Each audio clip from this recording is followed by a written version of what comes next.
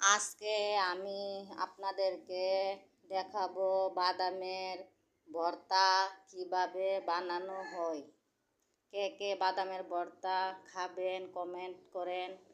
প্রথমে আমি মরিচ বেটে নিলাম শিল পাটা দিয়ে, তারপরে পেঁয়াজ আর লবণ বেটে মিশিয়ে নিলাম।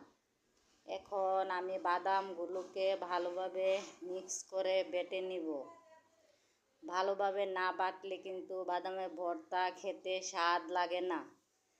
কে কে বাদামের ভর্তা খান নাই, আপনারা খাবেন। একবার খেলে বারবার খেতে মন চাইবে।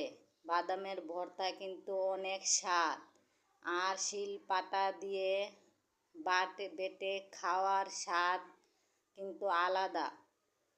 শিলপাটার ভর্তা খেলে কিন্তু মুখে লেগেই থাকবে।